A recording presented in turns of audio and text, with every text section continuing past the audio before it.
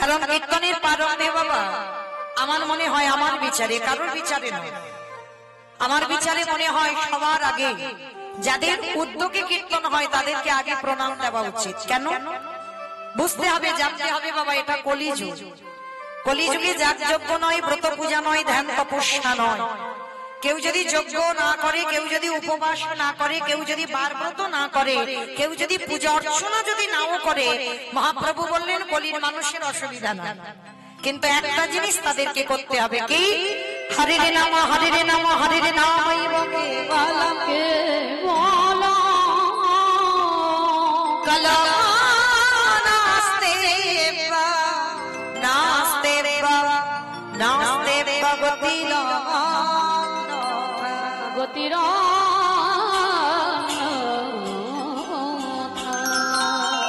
কলির মানুষের হরিনাম ছাড়া কোনো গতি নাই, কোনো গতি নাই, কোনো গতি নাই।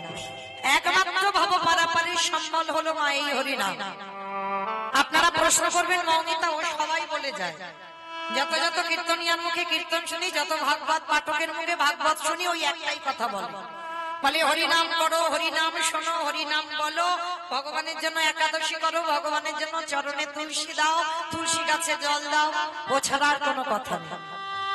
কিন্তু মাইরা, এই যে কীর্তনিয়ার আমরা বলে যাচ্ছি, হরিনাম ছাড়া কলির মানুষের কোনো রাস্তা নেই। ভালো করে একটু বিচার করে দেখেন তো, বাস্তবে কীর্তন শুনতে বসেছেন, ওই জায়গাটা বড় ধন্যাতি ধন্য জায়গা। কারণ এই জায়গাটা আপনারা দেখছেন না উঁচু জায়গা, কিন্তু আদৌ নয়। আপনাদের জায়গাটা উঁচু, এই জায়গাটা নিচু। কেন? নববিধা ভক্তির মধ্যে আগেই তো বলছে শ্রবণ, তাহলে আগে আপনাদের জায়গা, পরে কিন্তু এই জায়গাটা।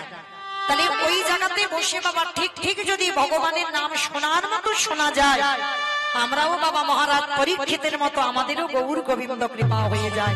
নিতাই গৌর প্রেমানন্দে হরি বল। তাহলে ওই জায়গাটা ধন্যাতি ধন্য জায়গা, কোনো আজেবাজে জায়গা নয়। আর মনে করো না মা, এটা আপনাদের এই যে ডিলিভেরিয়া, এটা কোনো সাধারণ জায়গা এখন নয়। এই যতক্ষণ হরিনাম হয়নি, খোলকরতালে ধ্বনি হয়নি, ততক্ষণ বাবা আলাদা জায়গা ছিল। কিন্তু এটাই নবদ্বীপ, এটাই এখন বৃন্দাবন। কেন? ভক্ত পদধূলা আছে, এখানে বৃন্দা দেবী আছে, এখানে খোলকরতালে ধ্বনি আছে। তাহলে এটা তো মিথ্যা নয়। তাহলে এই জায়গাতে বসে বাবা একটু কীর্তন শুনতে গেলে অনুভব করতে হবে, বিচার করতে হবে। এই যে কীর্তনিয়ারা বলে যাচ্ছে বাবা হরিনাম ছাড়া মানুষের কোনো রাস্তা নাই, ভালো করে দেখেন তো মা, বিচার করে রাস্তা আছে? যদি থাকতো বাবা, যে যত বড় ধনী হোক না কেন, যার যত টাকা থাকুক না কেন, যার যত পয়সা থাকুক না কেন, শেষের দিনে মনে রেখে কেউ তোমার আপন নয়। এইটা যে যত তাড়াতাড়ি জানতে পারবে বাবা, তত তাড়াতাড়ি তার লাভ হবে। কেউ তোমার আপন নয়, যতই বলো না কেন, ছেলে আমারে, মেয়ে আমারে, জায়গায় আমারে, জমি আমারে, বৈভব আমারে, বন্ধু আমার, কিন্তু মনে রেখো ভাই, এ জগতে কেহ কারোর না। যেমন এসেছো খালি হাতে, তুমি যাবে খালি হাতে। তোমার শেষের দিনে সঙ্গীর সাথী কেহ হবে না। যেমন এসেছিলে তুমি হাতে কিছু নিয়ে আসনি, আর যেদিন তুমি মায়ামোহ সংসার ছেড়ে চলে যাবে, সেদিনও কিন্তু তুমি কিছু নিয়ে যাবে না, সাথে যাবে শুধু তোমার কর্মফল। এই যে কতজন ভক্তরা আজকের এই দামোদর ব্রত আমরা পালন করছি, কতজন ভক্ত দামোদর মাসে আমরা ভগবানের চরণে দীপদান করছি, কতজন ভক্ত আমরা এই দামোদর মাসে নিরামিষ আহার করছি, কতজন ভক্ত আমরা সাধু সঙ্গ করলাম, কতজন ভক্ত আমরা ভক্ত সঙ্গ করলাম, কতজন ভক্ত আমরা একাদশী উপবাস পালন করি।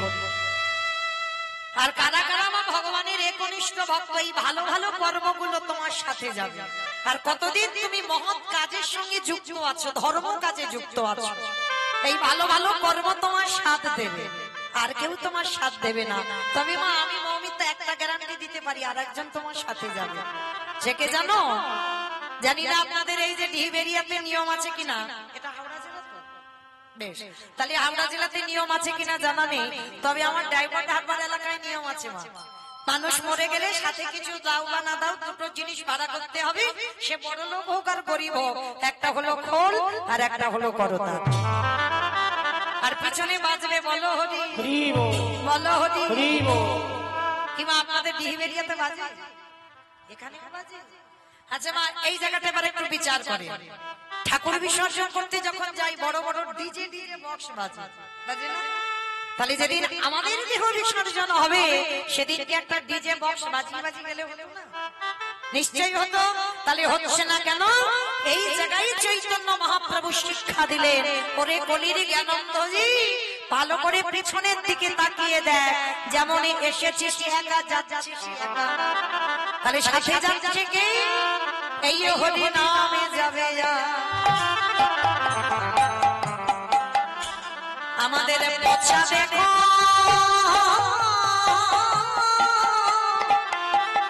দেখো যা,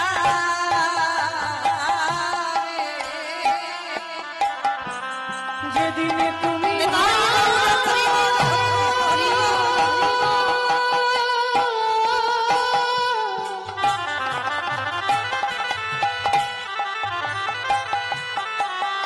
যেদিনে তুমি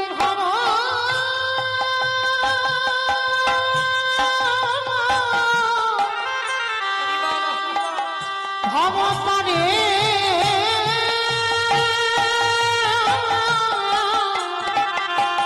কাটে যাবে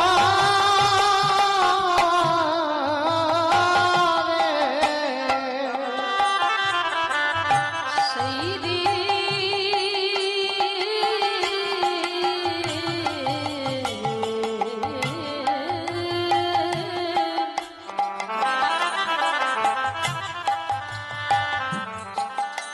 সেই দিনে নামে যাবে না।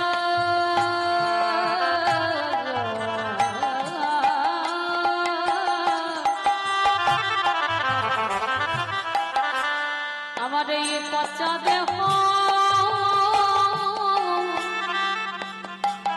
ও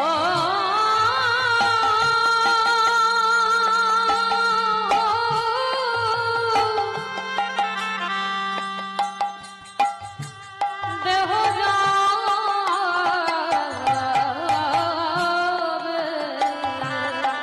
ও ভাই সেদিন সঙ্গের সাথী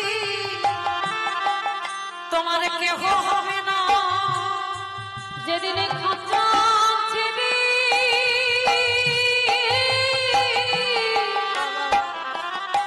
প্রাণ পাখি চলে যাবে। ওরে এলি একা তুই ভব ছেড়ে যাবি একা, শুধু আপন আপন করে মনরা তোদের কৃষ্ণ ভজন হলো না ভয়। কৃষ্ণ বলবা বলে ভাবে না। তাই তো সময় থাকতে জানাই রে ভাই, বলে আর বলা হইব না হয়। তুমি জানো আমার চরণ ছাড়া করো না, জানবে নাই জানবে জানবে তোমার ওই চরণে আমি সব সপিলাম। আমার দেহ মনন্দার জীবন যৌবন। দয়ায় আমার বেশ ধরে টেনে নিও। তুমি ভগবানের কমণ্ডলী। আমি তোমার ছাড়া আমি জানি না, বলে মায়া মাঝে আছি পড়ি। তুমি যেন চরণে ছাড়া করো না। তুমি পারে করিতা রাখি। একবার হরি ভজন করে রে ভাই, হরি হরুর হরি ভাবতে হরি বলে নামে যাবে যা। এই পচা দেহ যাবে। অমাইরা যে যতই বলুক না কেন আমি তোমায় 1 কিলো ভালোবাসি, 2 কিলো ভালোবাসি, 5 কিলো ভালোবাসি, কেউ তোমায় ভালোবাসে না। ভালো যদি বাঁচতে হয় একজনই বাসে, তিনি হলেন আমার বিশ্বের স্রষ্টা মালিক ভগবান। যদি বলে বাবা এত বড় কথা কেন বললাম, বলেন তো প্রত্যেকের ভালোবাসায় কোনো না কোনো কিছু চাওয়া পাওয়া আছে, কিন্তু আমার ভগবানের ভালোবাসায় বাবা কোনো চাওয়া পাওয়া নেই। ভক্তকে নিঃস্বার্থ ভাবে ভালোবাসে, কেন না ভক্ত আসার আগে বাবা আমার ভগবানই তো ভেবে রেখেছে। আপনারা প্রশ্ন করবেন কেন মৌমিতা, জন্ম নিয়ে তো আমার মার কোলে বসেছি, মার দুগ্ধ পান করেছি, তাহলে আমার মা আমার জন্য ভেবেছে? বলে না, ওটা তোমার মা ভাবেনি। মা যদি ভাবতো, এখানে আমরা অনেক মা আছি, আমিও একজন মা, তাহলে এতগুলো মা আমরা আছি যারা যারা জগতে মা হয়েছি তারা জানি মা। সন্তান 5 মাস গর্ভে আসে, মাতৃস্তনে দুগ্ধ আসে, তাহলে মা কি নিজে নিজে তৈরি করেছে? মা যদি নিজে করলো বাবা, একটা যে মা সন্তানের জননী হয়নি সেই মাকে একবার বলে দেখো তো পারে কিনা? কখনো পারবে না। কেন পারবে না? একদিনের একটা বাচ্চা জন্মগ্রহণ করে সে কি খাবে তার ভাবনা তার মা ভাবলো না, আত্মীয় পরিজন ভাবলো না, গ্রাম প্রতিবেশী ভাবলো না, ভেবেছিল কে না আমার বিশ্বের স্রষ্টা মালিক ভগবান। তাহলে একদিনের বাচ্চা কেমন খেলে তবে সে খেতে পারবে? কতটুকু লবণ, কতটুকু টক, কতটুকু মিষ্টি, কতটুকু ঝাল, কতটুকু গরম, কতটুকু ঠান্ডা দিলে তবে একটা স্তনদুগ্ধ তৈরি হয়। আজ পর্যন্ত কোন বৈজ্ঞানিক ওটা করতে পারেনি, করেছে আমার বিশ্বের স্রষ্টা মালিক ভগবান। তাহলে এই জায়গাটা ভেবে দেখেন মা, যে আমাদের আসবার আগে আমাদের কথা ভাবে, তাহলে তার মতো কি বন্ধু আর পৃথিবীতে কেউ হবে গো? ওই জন্য চরণ ধরে বলে যাই, পৃথিবীতে সবাইকে ভুলে যাব, কোনদিন যেন ভুল করে আমার ভগবানের চরণ ভুলে যেও না, কারণ ওর মতো বন্ধু তুমি পৃথিবীতে আর একজন পাবে না। তুমি একদিন যদি ঘর থেকে চলেও যাও মা, সন্ধ্যা যদি একদিন না পড়ে, তবু কিন্তু আমার ওই ছেলেটা বলবে না যে কালকে আমার খেতে দিসনি, তুই আত্মীয় বাড়িতে গেলি কেন। কিন্তু একদিন তুমি বাবা স্বামীর রান্নাতে একটু লবণ দিয়ে দাও তরকারিতে, সঙ্গে সঙ্গে তো কত মুখ নাড়া শুনতে হবে, কই ভগবানের জন্য রান্না করি, একটু হয়তো ঝাল বেশি হয়েছে বা নুন বেশি হয়েছে। কোনদিন ভগবান এসে বলেছে আরে আমার তরকারিতে এত লবণ দিলি কেন? ভগবান বললেন কে কে দিল আমি দেখিল, এই জগতের সংসারে আমি ভগবান হয়েছি বটে, আমি শ্বেত পাথরের মন্দিরে চাই না, আমি বড় রজনীগন্ধার মালা চাই না, আমি দামি দামি অলংকারে সাজতে চাই না। ভগবান ভক্তের কাছে কি চাই না? বলির জি তোরা সংসার করবি বলে জগতে গেলি, সংসার কর, অসুবিধা না, কিন্তু দিনের মধ্যে একেবারে আমার চরণে বসে কিছু দিতে হবে না, দামি দামি ফল মিষ্টির ডালা আমায় দিতে হবে না, রজনীগন্ধার মালা দিতে হবে না, দামি দামি পোশাক দিতে হবে না, আবার শ্বেত পাথরের মন্দিরও করতে হবে না। তাহলে কি দিবি? আমার চরণে বসে যদি ভক্ত নয়ন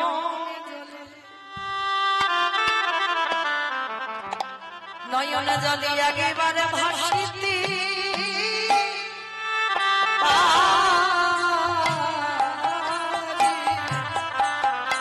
কৃষ্ণ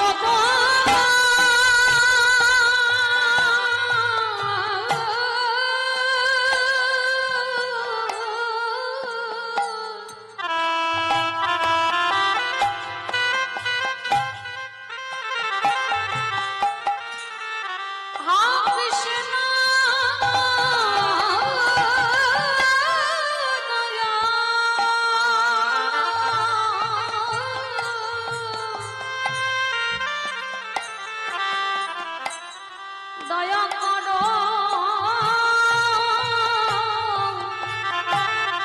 বলে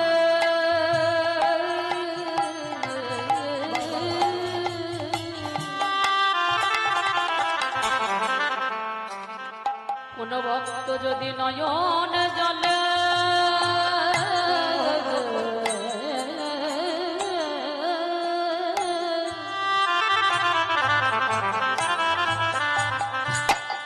নয়নে জলে ডাকিতে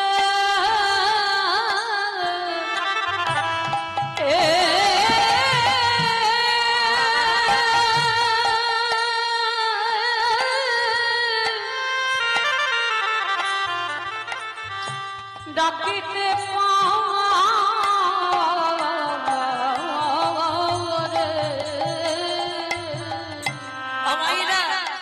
তবে মনে রেখো ভগবানকে যে ডাকবে একটু সকাল সকাল দেখো, কেন বলছি জানো?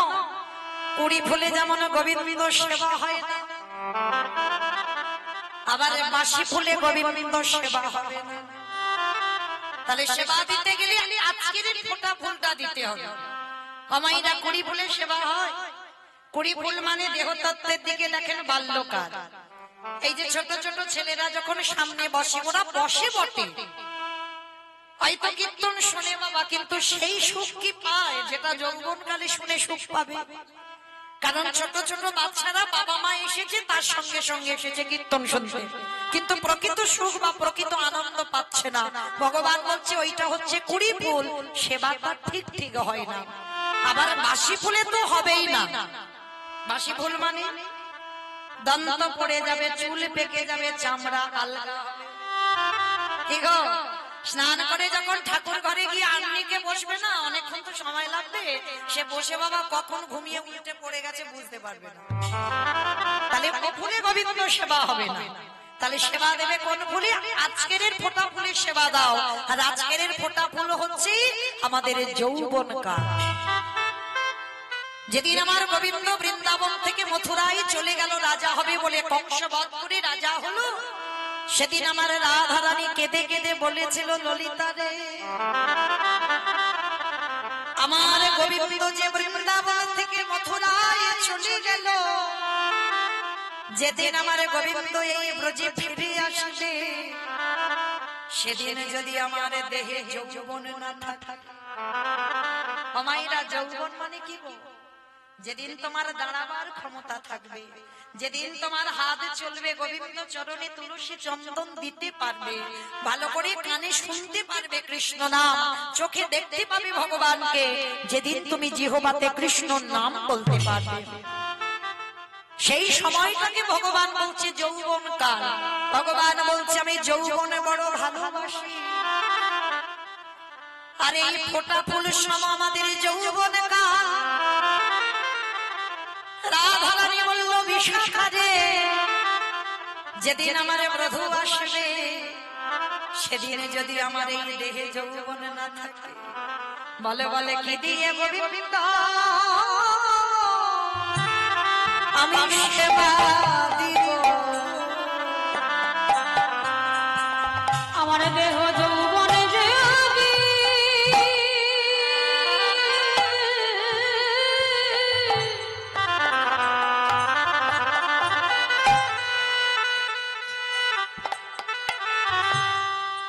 আমার দেহ যৌবনে যদি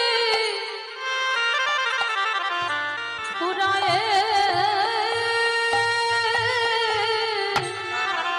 গেল, ললিতা ললিতা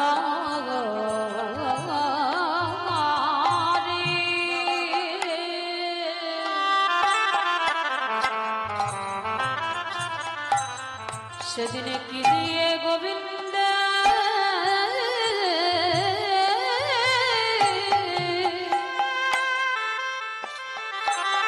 গোবিন্দের সেবা করিব? ওরে ললিতা রে, ওরে ললিতা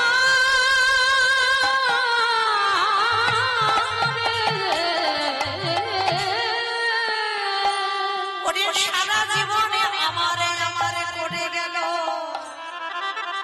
আমাইরা সকালে সূর্য ওঠে, আবার বিকালে বেলা সূর্য ডুবে যায়। কি গো, ওটা নিয়মের অনুসারে চলতে হয়। সকালে সূর্য ওঠে, আবার বিকালে ডুবে যায়। আমাদের আয়ু সূর্য ডুববো ডুববো ভাব। আমাদের জীবনে সবার একদিন সকাল হয়েছিল। কি গো, সকালবেলা দেখবেন সূর্যের কোনো তেজ থাকে না, গায়ে যখন সূর্যের আলো পড়ে বাবা যেন জ্বালা জ্বালা করে, কি সকালবেলা করে না।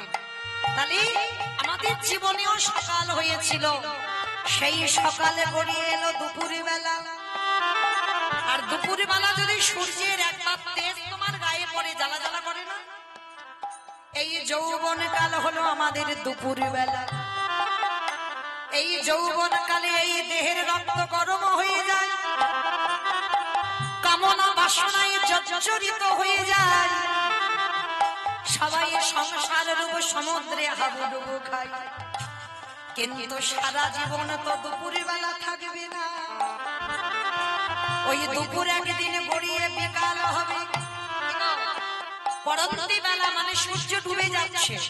আর সূর্য যখন ডুবে যায় দেখবেন সূর্যের দিকে তাকিয়ে রংটা লাল হয়ে যায়, বড় মতো লাল হয়ে যায় না? দেহের দিকে তাকিয়ে দেখেন ভগবান একটু একটু করে রং লাগাচ্ছে, লাগাচ্ছে না?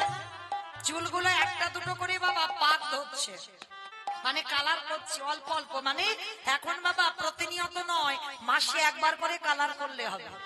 আর যত তোমার পরবর্তী বেলা হবে সপ্তাহে কালার করলে তুমি ঢাকতে পারবে। কেন?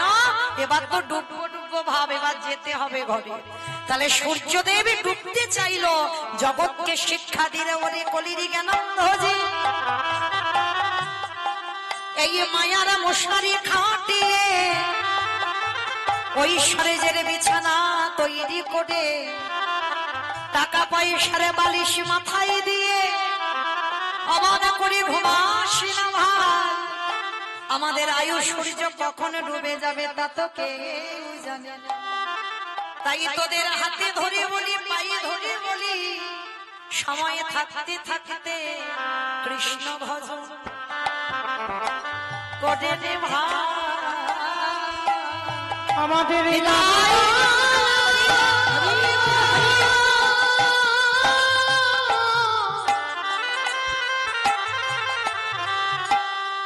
আমাদের আগে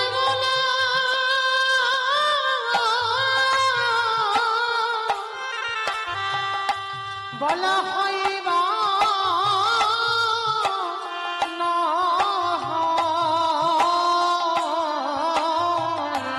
বলে সময় থাকতে বলে রে ভাই। তাহলে চলেন আজকে আমরা সবাই এই নিয়ম সেবার মাসে, ব্রতের মাসে, দামোদর ব্রতের মাসে সবাই যখন একত্রিত হয়েছে, বলা তো যায় না বাবা। পরীক্ষিত রাজার জীবনে গ্যারান্টি হয়ে গেছে কিন্তু 7 দিন নাই, কিন্তু আপনাদের আমাদের জীবনের কিন্তু গ্যারান্টি নেই। এই যে কালকে থাকবো, সকালে যে আলো দেখবো, এই গ্যারান্টিটা আমরা কেউ দিতে পারবো না। এই যে কীর্তন সেরে আমি বাড়ি যাবো বা আপনারা বাড়িতে যাবেন, এই গ্যারান্টিটা কারোর জীবনে দিতে পারবো না। তাহলে চলো, যোগ যখন এসেছে যাতে বিয়োগ না হয়, সবাই একত্রিত হয়ে একটুখানির জন্য যাই সিধা নদিয়া নবদ্বীপ ধাম। কি মাইনা সবাই যাবেন তো? সবাই যদি চলে যায় কীর্তন গাইবো কাকে নিয়ে? বলে দিল হ্যাঁ যাও, কিন্তু কেউ যাব না। কেন জানো? এক্ষুনি যদি তোমরা বা আমরা কেউ যেতে চাই, তাহলে স্বামীর অনুমতি নিতে হবে, ছেলে বৌমার কাছ থেকে অর্ডার নিতে হবে, তারপরে ওদিক থেকে যদি পাস হয় তো তবে যেতে পারবে। কারণ সবার কৈফিয়ত দিতে হবে, কেন যাবে, কি জন্য যাবে, কত কৈফিয়ত দিতে হবে। কিন্তু একজনকে কোনো কৈফিয়ত দিতে হয় না।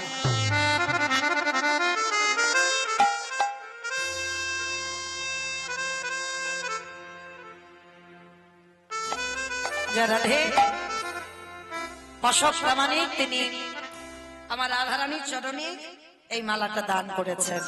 প্রেম সে একবার বলেন নিতাই গৌর প্রেমানন্দে হরি বল। তো চলেন আজকে আমরা তালি মাইরা, দেহ কারো যাবে না, কারণ দেহকে যেতে গেলে অনেক ঝামেলা আছে। এই রাত্রেবেলা দেহ যাবে যাবে না, কিন্তু একজন খুব স্বাধীন। বলো তো সে কে? মন। বা মন, এই মনকে কারোর কাছ থেকে বাবা কারোকে কৈফিয়ত দিতে হয় না, কারোর কাছ থেকে অর্ডার নিতে হবে না, অনুমতি নিতে হবে না, ও স্বাধীন। এক্ষুনি তুমি চোখ দুটো বন্ধ করে মনে করো সেই মায়াপুর ইস্কনে একবার যাব, সুরধনী গঙ্গা স্নান করব। চোখ দুটো বন্ধ করে মনে করো সেখানে মন চলে যাবে। কারণ জগতে যত যানবাহন আছে বাবা, মনের থেকে দ্রুত আর কেউ নেই, তাই না? এক্ষুনি চোখ বন্ধ করে বলো আমি বাঁকে বিহারী লালকে একবার দর্শন করবো বৃন্দাবন। তাহলে উত্তরপ্রদেশ এই হাওড়া জেলা থেকে একটুখানি রাস্তা নয়, সোজা মন সেখানে চলে যাবে। তাহলে এত তাড়াতাড়ি যত বাবা প্লেন যাক না কেন, এত দ্রুত যেতে পারবে না। তাহলে চলো থাক, আমাদের দেহগুলো এখানে, মনগুলো নিয়ে যাব সেই সুরধনী গঙ্গার তীরে। কি মা যাবো তো? বেশ, তাহলে চলো সুরধনী গঙ্গার তীরে গিয়ে দেখবো সত্যতে নারায়ণ, ত্রেতাতে রাম, তারপরে কৃষ্ণ, কলিতে হলো গৌরাঙ্গ। যার অবতারী ভগবান এসেছে এইবার সেই কৃষ্ণ কিন্তু কলিযুগে গৌর হলো। আর যেদিন এসেছিল নবদ্বীপের ভাবটা কেমন ছিল জানো? আজ নদী গা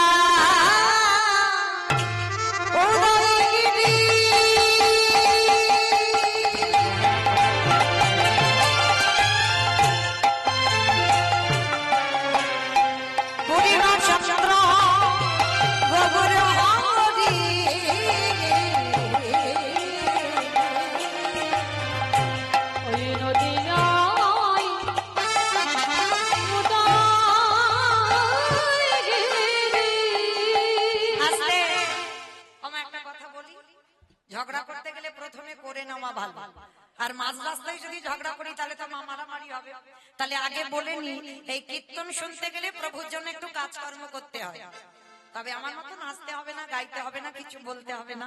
তিনটে ধ্বনি, শঙ্কর ধ্বনি, উলুর ধ্বনি, আর যাদের যাদের হাত এসেছে, সবার এসেছে তো? যাদের এসেছে কই একবার দেখাও। নিতাই গৌর প্রেমানন্দে হরি বল, হরি বল, হরি বল। বাহ, খুব ভালো। তার মানে সবার হাত এসেছে। কি মাইরা একটু উলুধ্বনি হবে তো? ওই একবার করে দেখাও মামা। পিছন থেকে হচ্ছে না কেন? একটু দাও উলুধ্বনি সবাই, বিশেষ করে এই ব্রতের মাসে একটু প্রেম সে উলুধ্বনি। আজ নদী গা উদয়গিরি আমারে গোদারি গুনা গুনা গুনা গোদারি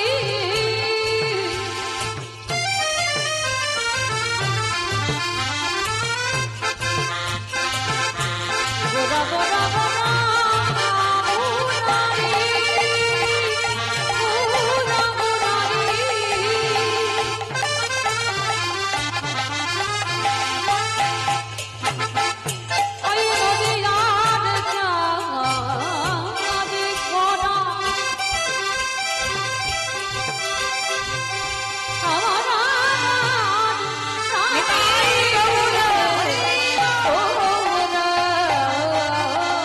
আজ নদিয়া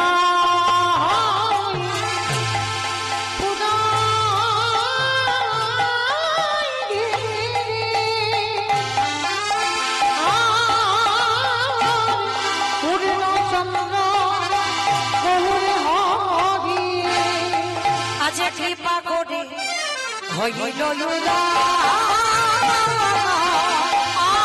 কৃপা করে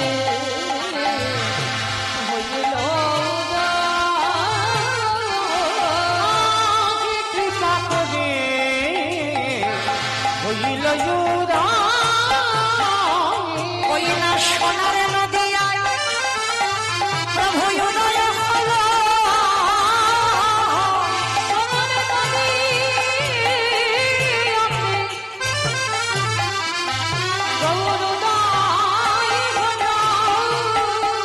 ওই না রাধে দয়া কদলে ওই গরিব জীবে উদ্ধারিতে ওই কৃষ্ণ প্রেমে প্রচারিতে এই জগজীবী উদ্ধারিতে মুখে হরি হরি হরি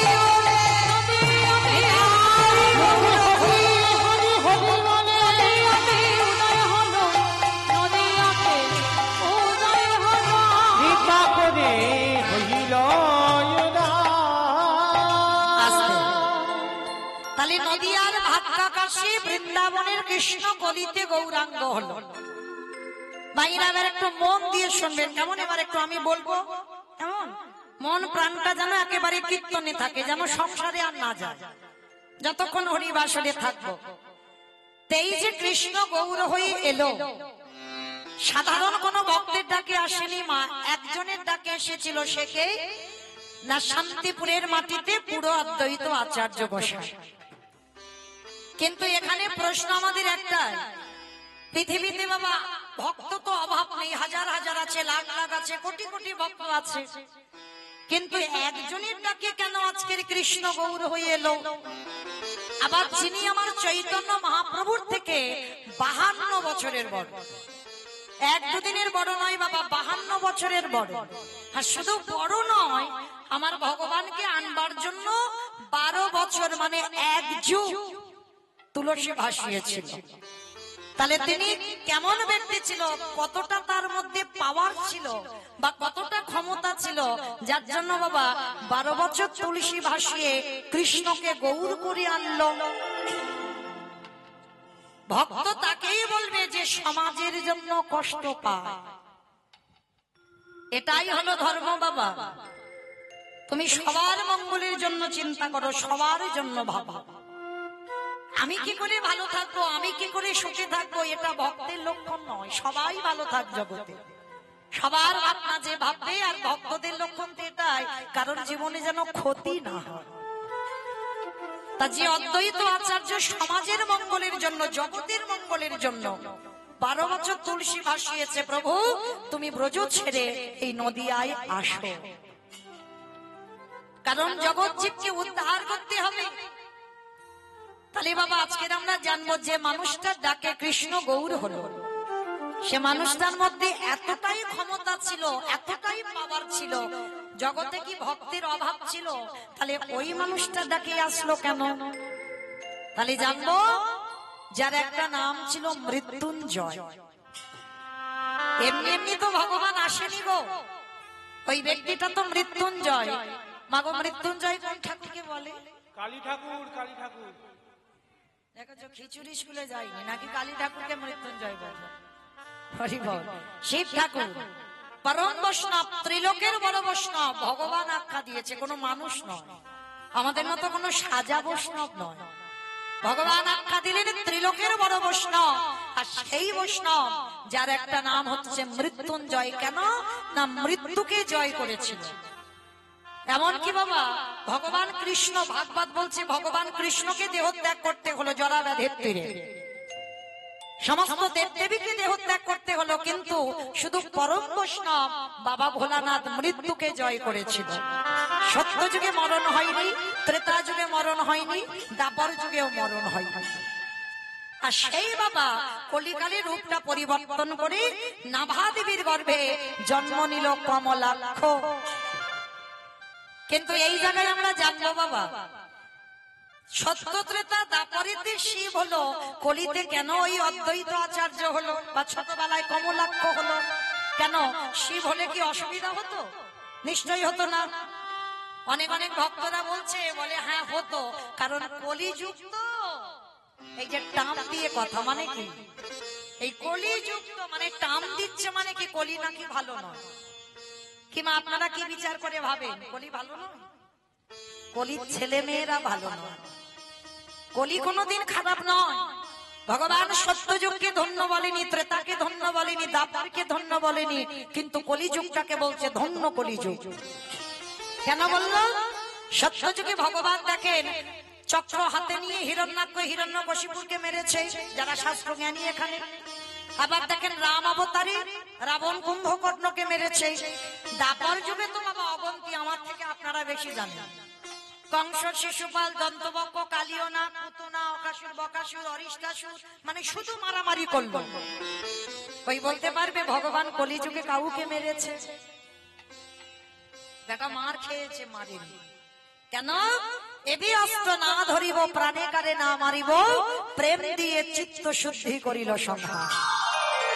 ভগবান বললেন কলির মানুষ এত ভালো, এদের জন্য আমার তীর ধনুক নিতে হবে না, এদের জন্য আমার চক্র ব্যবহার করতে হবে না, এদের জন্য আমার বাঁশিও নিতে হবে না। তাহলে এদের একটু নাম আর প্রেম দিলে কলির জীব উদ্ধার। তাহলে বুঝলাম কি বাবা কলি ভালো। তাহলে কলি যদি ভালো হলো, তাহলে শিব ঠাকুর কেন আসতে পারছে না কলিযুগে শিব রূপ ধরে? এই জায়গাটা শুনতে হবে। যতই আমরা শিব চতুর্দশী করি, আর যতই আমরা শ্রাবণ মাসে 1 মাস ব্রত করি, যতই বাবার মাথায় জল দাও, বাবা কলিযুগে শিব রূপটা ধরে আসে।